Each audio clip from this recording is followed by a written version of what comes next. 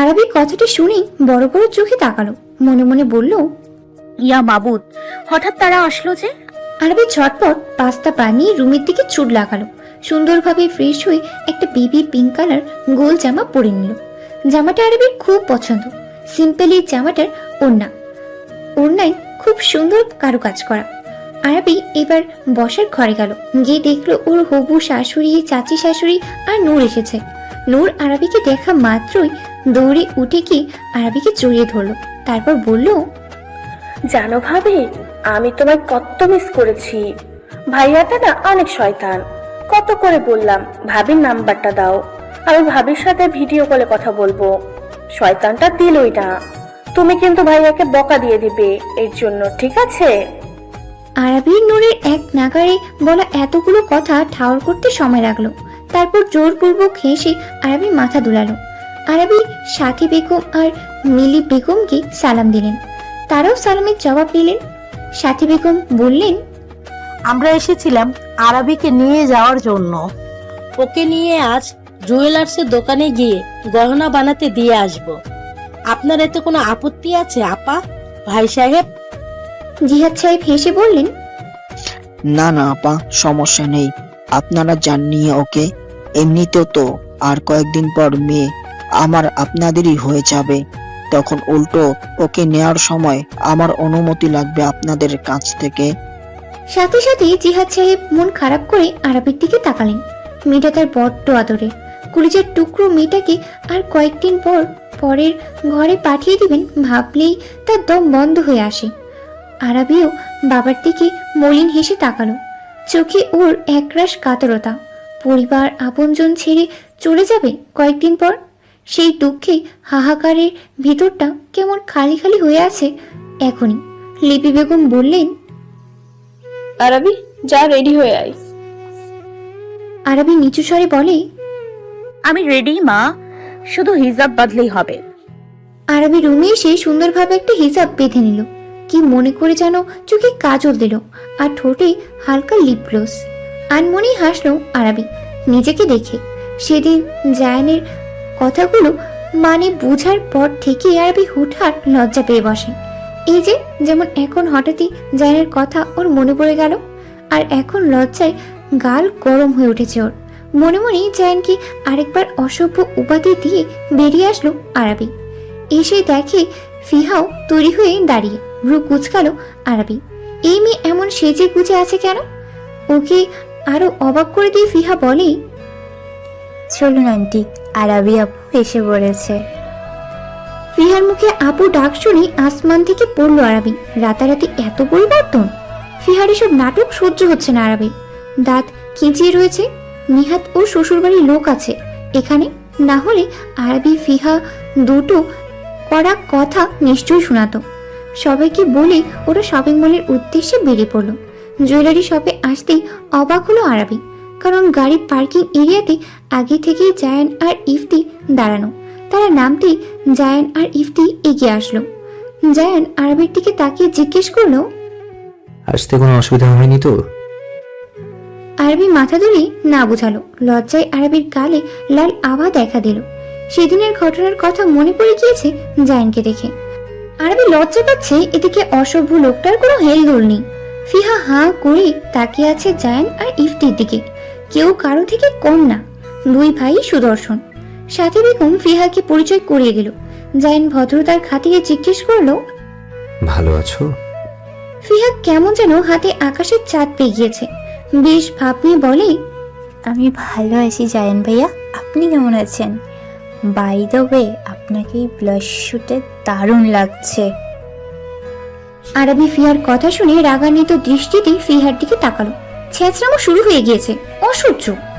আরবির মস্তিষ্কে যেন ঈর্ষারা কিলবিলিয়ে উঠল।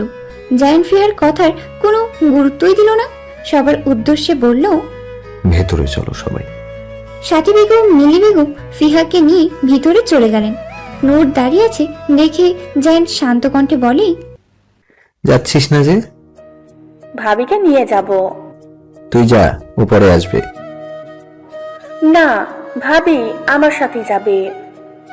তোর অনলাইনে যে যে ড্রেসগুলো অর্ডার দিয়েছিলি সব ক্যান্সেল। আচ্ছা, ব্ল্যাকমেল করা হচ্ছে? ভালো হবে না, দেখো এর শোধ আমি তুলবই। ইফতি, ওকে নিয়ে যা। ড্রেস ক্যান্সেল করে দেওয়ার ভয়ে নূর ইফতির সাথে চলে গেল। আরাবি ভাই বোনের খুনসিটি দেখে হাসছিল। জায়ান তাকাতে সাথে সাথে হাসি বন্ধ করে দিল। জায়ান পকেটে 2 হাত ভরে টান টান হয়ে দাঁড়ালো। এদিক ওদিক ঘাট আড়িয়ে বলল, হাসি থামালে যে। জবাব দিল না আরাবি। এই লোকটার সামনে কেমন যেন নিয়ে যায় ও লজ্জায়। কণ্ঠ হতে শব্দটা বেরিয়ে হতে চায় না। লজ্জা পাচ্ছ কেন? আমি তো কিছুই করিনি। এবার ভয়ঙ্কর রকম লজ্জা পেল আরাবি। এই লোকটা ইচ্ছে করে ওর সাথে এমন করছে আরাবি ভালোভাবেই জানে। জায়ান আরাবির অবস্থা দেখে ঠোঁট কামড়ে হাসলো। আরাবি মিস করে গেল জায়ানের সেই হাসি। হাসলের ছেলেটাকে যে মারাত্মক সুন্দর লাগে। জায়ান আরাবির দিকে একধানে তাকিয়ে থাকলো। হঠাৎ জায়ান বলে উঠল, ভীষণ সুন্দর লাগছে। ঘোর লাগা এমন কণ্ঠস্বর শুনে চকিতে তাকালো আরাবি। জায়ান ওর দিকেই তাকিয়ে আছে, নেশাগ্রস্ত সেই চাহনি যা আরাবির ভিতর শুদ্ধ কাঁপিয়ে দেয়। জায়ানের এই ছোট্ট প্রশংসাতেই যেন আরাবির মন প্রাণ জুড়িয়ে গেল। আকস্মিক জায়ান এসে আরাবির হাত নিজের হাতের মুঠোয় নিয়ে নিল। হালকা কাঁপলো বোধহয় আরাবি। জায়ান আরাবির হাত ধরে শপিং মলের ভিতরে প্রবেশ করলো। জুয়েলারি শপে যেতেই ফিহা এসে জায়ানের ডান হাত হঠাৎ করে চেপে ধরে বলে, কোথায় ছিলি ভাইয়া? আমি অপেক্ষা করছিলাম তোমার। দাঁতে দাঁত চাপে আরাবি। আপনি থেকে সোজা তুমিতে এসে পড়েছে। এটা যে ওর বোন ভাবতেও আরবির ঘৃণা লাগে। এদিকে জায়ান ভয়ানক রেগে তাকালো ফিহার দিকে। ফিহা জায়ানের রাগান্বিত মুখশ্রী দেখে ভয় পেয়ে সাথে সাথে জায়ানের হাত ছেড়ে দিল। জায়ান চিবিয়ে চিবিয়ে বলল, I should never see you do this again. Otherwise, আমার থেকে খারাপ কেউ হবে না। Just because ওর বোন বলে আমি কিছু বললাম না। But be careful next time. ফিহা ভয় পেয়ে সরে গেল। আরবি বোনের এমন কাণ্ডে ভীষণ লজ্জিত হলো। আহত সুরে বলল, আমার বোনটা একটু ছটপটে, ওর পক্ষ থেকে আমি মা। জায়ান আরবিকে মাঝপথে থামিয়ে দিল। বলল, Did I told you to apologize on her behalf? আরবি জায়ানের এমন হাড় কাঁপানো ঠান্ডা কণ্ঠের কথাই ভয় পেয়ে বলে, না আসলে Just be shut up. আরবি চুপ মেরে গেল জায়ানের ধমকে। লোকটা রেগে গিয়েছে ভীষণ। আরবি জায়ানের অগোচরে ফিহাকে চোখ রাঙানি দিল। ফিহার এত কোনো হেলদোল হলো না। ও চলে গেল জুয়েলারি দেখতে। পুতুলের মতো বসে আছে আরবি, আর 2 শাশুড়ি একের পর এক গহনা ওকে পরিয়ে যাচ্ছে তো যাচ্ছে। জায়ান আরবির বরাবর বসে। সে ওর মাকে ইনস্ট্রাকশন দিচ্ছে কোনটা ভালো লাগছে নাকি ভালো লাগছে না।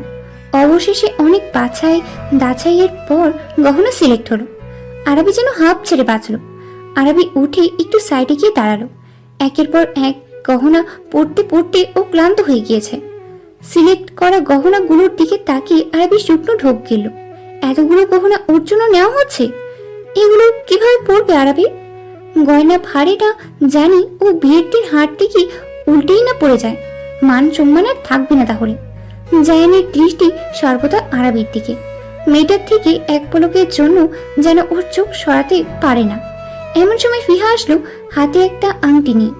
এসেই বলে, ভাইয়া, আংটিটা আমার পছন্দ হয়েছে, আমায় কি এটা কিনে দেবেন? জায়ান তাকালো না পর্যন্ত ফিহার দিকে।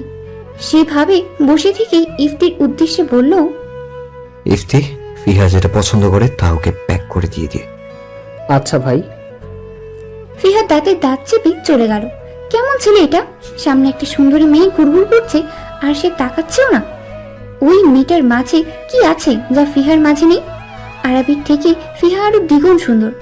আর মেয়েটার ড্রেস আপ দেখো, আর ওকে দেখো, ও কি সুন্দর লেডিস জিন্স আর শর্ট টপস পরেছে। ওর ফিগার এমনিতেও সুন্দর। আরও ও আজ টাইট ফিট পোশাক পরায় তা আরো বেশি দৃশ্যমান। তাতে ওকে আরো আকর্ষণীয় লাগছে। এই যে শপিং মলে প্রবেশ করার পর বেশ কয়েকজন ছেলে ওর দিকে তাকিয়েছিল, কিন্তু এই ছেলেটা ওর দিকে ফিরেও তাকালো না। ফিহা বিড়বিড় করলো, কে জানে কালি পেতনিকে কি দেখে তো ছেলে। আরবি স্বর্ণের খুব সুন্দর একটা ব্রেসলেট হাতে নিয়ে নেড়ে চেড়ে দেখছে। এমন সময় ফিহা এসে ওর হাতটা আরবির মুখের সামনে এনে বলল, দেখ দেখ, জায়ান ভাইয়া আমাকে এই আংটিটা গিফট করেছে, সুন্দর না? আরবি ফিহার কথা শুনে চটজলদি ফিহার হাতের দিকে তাকালো, অবাক হয়ে বলে, মানে কি তোকে গিফট করবে মানে?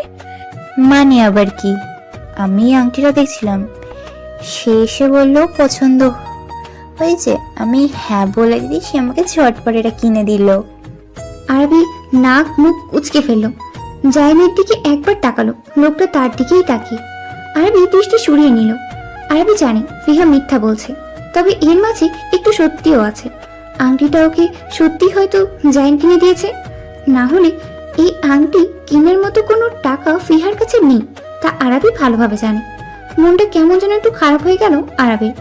জায়ান ফিহাকে আংটিটা কিনে দিয়েছে শুনে বুকের ভেতরটায় একটু চিনচিনি ব্যথা অনুভব হলো ওর। আরবি মুখটা মলিন করে হাতের ব্রেসলেটটা রেখে চলে গেল ওখান থেকে, গিয়ে নুরের পাশে চুপচাপ দাঁড়িয়ে রইল। এদিকে আরবিকে মন খারাপ করতে দেখে পৈশাচিক আনন্দ পেল ফিহা। আংটিটার দিকে তাকিয়ে খুশিতে গদগদ হয়ে গেল। শপিং শেষে সাথী বেগম আর মিলি বেগম চলে গেলেন। জায়ান, আরবি, নূর, ইফতি, ফিহা ওরা রেস্টুরেন্টে যাবে। ছোটদের মাঝে তারা বড়রা অহেতুক না থেকে চলে গিয়েছেন। রেস্টুরেন্টটার ছাদে এসে বসেছে ওরা। খুব সুন্দরভাবে সাজানো ছাদটা। আরবির মন খারাপ থাকায় ও সবার থেকে একটু সাইডে গিয়ে ছাদের রেলিং ঘেঁষে চুপ করে দাঁড়িয়ে রইল। উত্তাল হাওয়া বইছে, ছাদে নানান রকম ফুলের গাছ রয়েছে, সেখানে হরেক রকম ফুল ফুটেছে। বাতাসের সাথে সেই ফুলের ঘ্রাণ ভেসে আসছে। আরবি লম্বা শ্বাস টানল। ভীষণ সুন্দর একটা ঘ্রাণ ফুলগুলোর সংমিশ্রণী। হঠাৎ নিজের পিছনে কারো অস্তিত্ব টের পেয়ে চোখ খুলল আরবি। ঘাড় ঘুরে তাকিয়ে দেখে জায়ান দাঁড়িয়ে, দৃষ্টি তার ওর দিকেই। আরবি চোখ সরিয়ে নিল। জায়ান গম্ভীর গলায় বলে, কোনো সমস্যা? আরবির মিনমিনি কণ্ঠ, কি সমস্যা আবার? সেটা তো জিজ্ঞেস করছি, কোনো সমস্যা? কোনো সমস্যা নেই। মন খারাপ যে? একটুও না। আমি তো দেখছি। আপনার চোখের সমস্যা, জেনে রাখুন। আচ্ছা, জেনে নিলাম। বলতে বলতেই জায়ান আরবির হাত টেনে ধরল। আরবি হক চুকিয়ে গেল, ঘাবড়ে গিয়ে বলে, কি করছেন? জায়ান কিছুই বলল না। নিজের পকেট থেকে সেই স্বর্ণের ব্রেসলেটটা বের করে আরবির হাতে খুব যত্ন করে পরিয়ে দিতে দিতে বলে, পছন্দের জিনিস কখনো হাতছাড়া করতে হয় না, সময় করে নিজের করে নিতে হয়। ব্রেসলেট পরানো শেষে আরবির হাতের কবজি চেপে জায়ান আরবির ব্রেসলেট পরার জায়গাটায় খুব আলতোভাবে ঠোঁটের নরম স্পর্শ করলো। হৃৎপিণ্ড থমকে যায় আরবির, মাথাটা ভন ভন করছে, চোখ খিচে দাঁড়িয়ে রইল ও। এ কি করলো জায়ান ওর সাথে? আরবি নিজের ভারসাম্য সামলাতে না পেরে পরিচিতি নিলেই জায়ান আরবিকে আগলে নিল নিজের কাছে। আরবির শরীর ভীষণভাবে কাঁপছে। আর হবেই বা না কেন, এই প্রথম কোনো পুরুষ ওর এতটা কাছাকাছি এসেছে, তাই আরবির অবস্থা এমন হয়েছে। নিস্তব্ধে হাসলো জায়ান আরবির অবস্থা দেখে। আরবির কানের কাছে ফিস ফিস করে আওড়ালো, কৃষ্ণচূড়া, রাধাচূড়া অনেক আমি দেখেছি, সব ভুলেছি যেদিন আমি কাঠগোলাপের প্রেমে পড়েছি। ঠিক আছো তুমি? জায়ানের কণ্ঠস্বর কানে এসে পৌঁছাতেই চট করে সরে আসলো আরবি। লাজে রাঙ্গা মুখ নিয়ে এদিক সেদিক তাকাতে লাগলো। ভয়ানক লজ্জা পেয়েছেও। এমন অসভ্য লোকের খপ্পরে পড়েছেও, যার এক একটা কর্মকাণ্ডে যান বেরিয়ে আসে আরবির। এই যে একটু আগে ওর হাতের কবজিতে চুমু খেলো লোকটা, কিরকম একটা অনুভূতি যে হচ্ছিল বলে বোঝানো যাবে না। শরীরটা এখনো স্থির হয়ে ওঠে না। এই লোকের এমন সব কর্মকাণ্ডে আরবি কাঁপতে কাঁপতে না জানি কবে ইন্তেকার করে। আরবির জবাব দিচ্ছে না দেখে জায়ান ভ্রু উঁচু করে বলে, আমি জাস্ট তোমার কবজিতে কিস করেছি, এটা এই অবস্থা। তারপর হঠাৎ করে আরবির কানের কাছে এসে বলল, বিয়ের পর তো আরো কত কি করব, তখন কি করবে তুমি? আরবি ভয় পেয়ে কিঞ্চিত সরে গেল, একেবারে লেগে দাঁড়ালো রেলিং এর সাথে। রিংরিং কণ্ঠে বলল, আমি এমন অসভ্য মানুষ জীবনেও দেখিনি। জায়ান ভ্রু কুচকানো আরবির দিকে চেয়ে। কথাটা সে শুনেছে। হাতের আঙ্গুলগুলো দ্বারা চুলগুলো ব্যাকব্রাশ করে বলে, সে তুমি আমায় যতই অসভ্য উপাধি দাও, it doesn't matter for me. আমি দুনিয়ার সবার কাছে সভ্য হলেও শুধু একজনের কাছেই সারা জীবন অসভ্য থাকতে চাই, বুঝলে? কি সর্বনাশ, সব শুনে ফেলেছে। দেখা যায় এখন আর আরাবির একা একা নিজের সাথে কোনো কথাই বলতে পারবে না। জায়ান এগিয়ে গেল আরাবির দিকে। আরাবির পেছনোর জায়গা নেই, তাও সমানে পেছোতে চাচ্ছে। পারলে ছাদের রেলিংটাকে ভেঙে আরাবি পালিয়ে যায়। জায়ান আরাবির হাত ধরে দ্রুত নিজের কাছে নিয়ে আসলো। আরাবি ভোরকে তাকাতেই জায়ান এক ধমক দিল।